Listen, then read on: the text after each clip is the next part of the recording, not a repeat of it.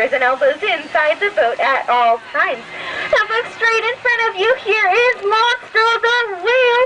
Oh no, everybody scream! You guys are so silly. Monster is not going to eat us. Thanks to our good friend Pinocchio, who is a very smart puppet, and he built a fire inside Monster that caused him to sneeze so hard that he blew his own tail right off. Now Monster is about half the whale he used to be, and thanks to Pinocchio, we have our own little entryway into Storybook Land. Now here to your left, you'll find the home and cave of the big bad wolf, and he usually tries to huff and puff his way across the canal to the homes of the three little pigs here on your right. And the house is made of straw, sticks, and 100% wolf-proof bricks.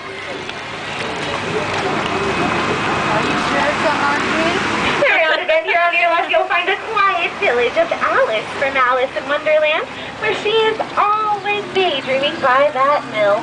But one golden afternoon, she spotted a white rabbit, and curious to know where he was going, she followed him down, down, down into Wonderland.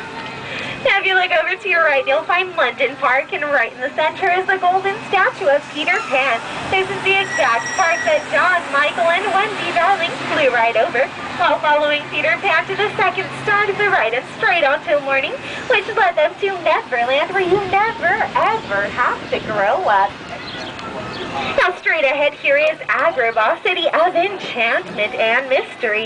And underneath the Sultan's palace is the marketplace where Aladdin first met Princess Jasmine. Now there, Aladdin is known for being the Prince of Thieves, but the only thing that he stole that day was Princess Jasmine's heart. I should have been dead. Underneath these rose-covered arches, Aladdin and Jasmine went soaring, tumbling, and freewheeling on their very first magic carpet ride into a whole new world. Now guys, please make sure to stay very silent and be very, very careful not to touch anything as we enter the enchanted Cave of Wonders. This is where Aladdin and his friend Abu found a magic lamp, and inside was a genie who granted 3 wishes. And I'm told that if you make a wish in here, it just might come true.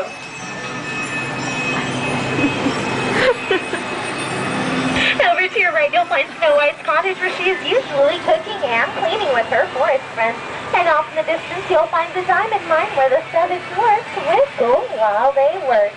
If you look to your left, you'll find the blue roof chateau of the evil stepmother and wicked stepsisters of Cinderella, where Cinderella used to slave day and night. But now she lives happily ever after at the top of the hill in the castle with her Prince Charming.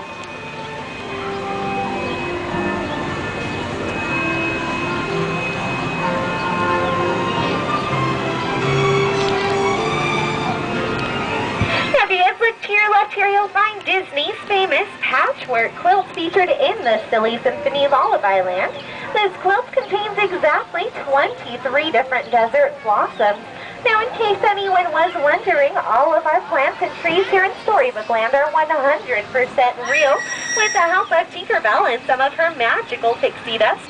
Our trees all grow at a rate of about 1 inch per year, and some of them even date back to 150 years old.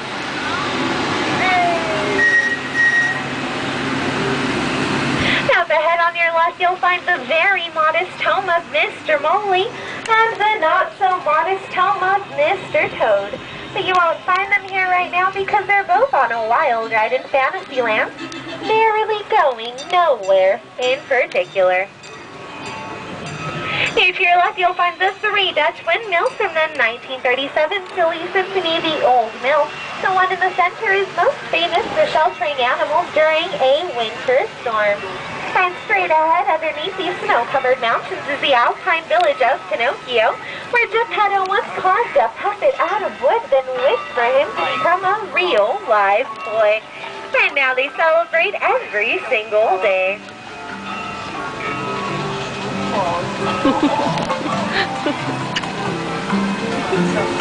Now here to your right, you'll find the ship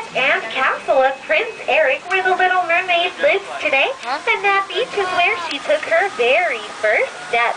But as we all know, Ariel did not always live on land, but once lived under the sea, as you'll see here on your left, where she once lived with her father, King Triton, her many sisters, and best friends, Flounder and Sebastian.